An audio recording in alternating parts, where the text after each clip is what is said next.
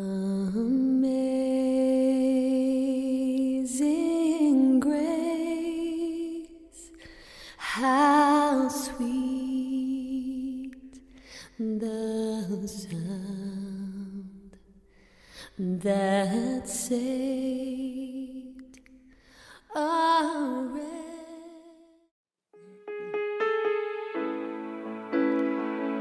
할렐루야, 고난주간 월요일 새벽입니다. 오직 예수님의 은혜로 지금까지 나아왔습니다. 또한 예수님의 보혈의 능력으로 나아갈 수 있음을 고백합니다. 우리의 자랑 없이 오직 십자가의 보혈의 능력만 의지하며 하나님께 나아가는, 또 그로 인하여 주님으로 행복한 나날이 되길 소망합니다. 주님께 경배드리며 나아가겠습니다.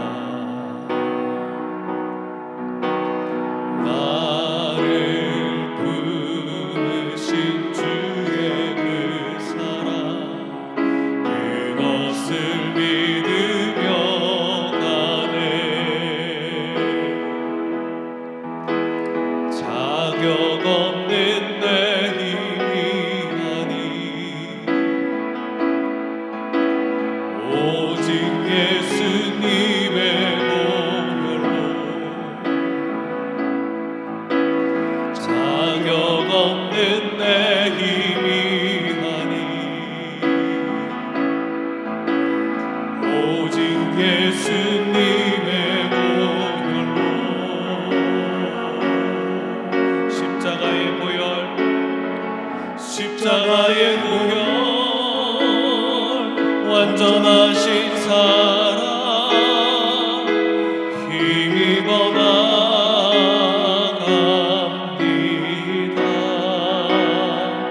십자가의 보혈, 완전하신 사랑 힘입어 예배합니다. 십자가의 보혈, 십자가의 보혈, 완전하신 사랑 힘입어 나갑니다.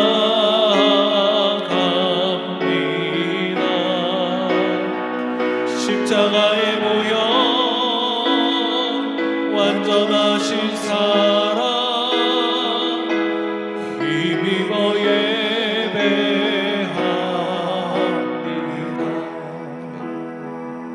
고난주간 또 주님 앞에 묵상하며 나아가실 때 내가 해야지 해서 되는 것은 없는 줄 압니다.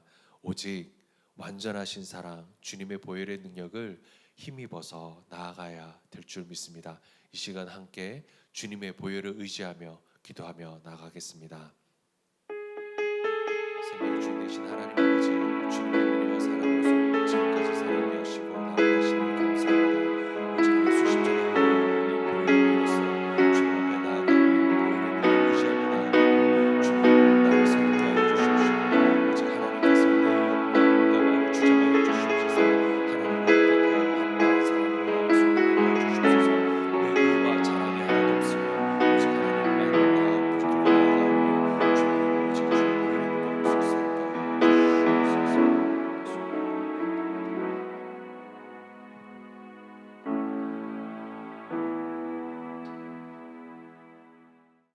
사도신경으로 신앙 고백하시겠습니다. 나는 전능하신 아버지 하나님 천지의 창조주를 믿습니다. 나는 그의 유일하신 아들 우리 주 예수 그리스도를 믿습니다. 그는 성령으로 잉태되어 동정녀 마리에게서 나시고 본디오 빌라도에게 고난을 받아 십자가에 못 박혀 죽으시고 장사된 지 사흘 만에 죽은 자 가운데서 다시 살아나셨으며 하늘에 오르시어 전능하신 아버지 하나님 우편에 앉아 계시다가 거기로부터 살아있는 자와 죽은 자를 심판하러 오십니다. 나는 성령을 믿으며 거룩한 공교회와 성도의 교제와 죄를 용서받는 것과 몸의 부활과 영생을 믿습니다. 아멘. 이 시간 하나님께서 우리들에게 주시는 말씀은 마태복음 26장 69절부터 75절까지의 말씀을 제가 봉독해 드립니다. 베드로가 바깥들에 앉았더니 한 여종이 나와 이르되 너도 갈릴리 사람 예수와 함께 있었도다 하거늘 베드로가 모든 사람 앞에서 부인하여 이르되 나는 내가 무슨 말을 하는지 알지 못하겠노라 하며 앞문까지 나아가니 다른 여종이 그를 보고 거기 있는 사람들에게 말하되 이 사람은 나사렛 예수와 함께 있었도다 하며 베드로가 맹세하고 또 부인하여 이르되 나는 그 사람을 알지 못하노라 하더라. 조금 후에 곁에 섰던 사람들이 나와 베드로에게 이르되 너도 진실로 그 도당이라 내 말소리가 너를 표명한다 하거늘 그가 저주하며 맹세하여 이르되 나는 그 사람을 알지 못하노라 하니 곧 닭이 울더라. 이에 베드로가 예수의 말씀에 닭 울기 전에 내가 3번 나를 부인하리라 하심이 생각나서 밖에 나가서 심히 통곡하니라. 아멘. 여러분들 가운데 유럽 지역들을 여행하신 분들은 성당을 가보면 큰 성당이든 작은 성당이든 성당 십자가 위에 닭 조형물이 세워져 있는 것을 본 적이 있을 겁니다. 십자가 위가 아니더라도 성당 지붕 위에 닭 조형물을 이렇게 세워두곤 합니다. 조류동물 가운데 힘그라면 독수리잖아요. 평화그라면 상징하는 것이 비둘기고 그런데 이러한 힘과 평화를 상징하는 독수리나 비둘기가 아니라 왜 닭을 그 조형물로 세워뒀을까 하는 생각을 해보게 됩니다. 성당 위에 닭을 조형물로 세운 이유가 오늘 본문과 관계가 있습니다. 예수님께서 로마 병사들에게 잡혀서 가야바 대제사장의 집에 잡혀가요. 그때 베드로가 예수님의 그 뒤를 몰래 따라갑니다. 예수님께서 대저택 안으로 가야바 대저택 안으로 잡혀 들어가고 베드로는 바깥에서 모닥불을 곁에서 불을 쬐고 있는데 이 제사장의 여종 하나가 와서 너를 보니 분명 저 예수를 따라다녔던 사람이다 라고 말합니다. 그때 베드로가 당황하면서 나 저 예수를 모른다 라고 말하고서 다른 곳으로 이동을 해요. 근데 그곳에 갔을 때도 다른 여종이 네 말소리를 들어보니 갈릴리 사람인데 너 분명 저 예수의 제자야 라고 말을 해요. 그때 베드로가 그 사람들을 향해서 나 예수를 모른다고 맹세하면서 또 다른 곳으로 또 움직입니다. 근데 사람들이 너 분명히 예수의 제자야 라고 말할 때 베드로가 자신을 내가 예수님을 알면 하나님이 나를 저주할 거라고 그렇게 자신을 저주하면서 도망을 갑니다. 그때 닭이 울어요. 근데 닭 우는 소리를 듣고 베드로가 바깥으로 뛰쳐나가 통곡을 하면서 웁니다.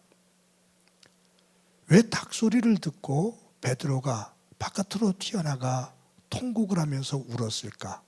거기에는 그 앞에 예수님께서 마지막 유월절 만찬을 하실 때 예수님과 나눈 대화가 생각이 났기 때문입니다. 마지막 만찬을 하실 때 너희들이 나를 다 버리고 도망갈 거다 라고 예수님께서 말씀하셔요. 그때 다른 제자들 모두가 제자들이 안 그럽니다. 저는 안 도망갑니다. 배신 안 할 겁니다. 라고 말을 해요.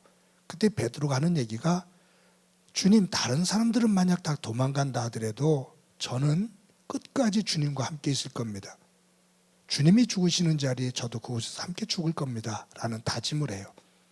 그때 예수님께서 베드로에게 뭐라고 말씀하시냐면 베드로야, 네가 닭이 울기 전에 나를 3번 부인할 거다라는 말씀을 하셨거든요. 그때 아마 베드로가 그 이야기를 듣고 굉장히 서운했을 거예요.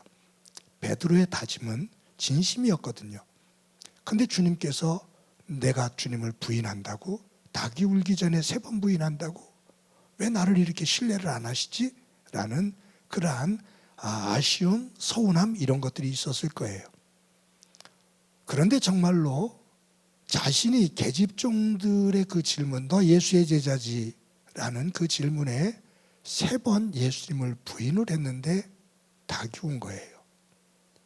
그때 다른 이제 구전으로 내려오는 말에 들어보면 예수님께서 가야바 집에서 잡혔다가 나오실 때 그 닭이 우는 소리를 듣고 예수님께서 뒤를 돌아다 보시고 베드로가 그 예수님의 눈과 눈이 마주쳤다라는 뭐 그러한 이야기도 있죠. 아무튼 닭이 우는 소리에 베드로는 예수님께서 닭 울기 전에 네가 나를 3번 부인하리라 라는 그 말씀이 생각이 나서 바깥으로 뛰어나가 통곡을 하면서 울었습니다.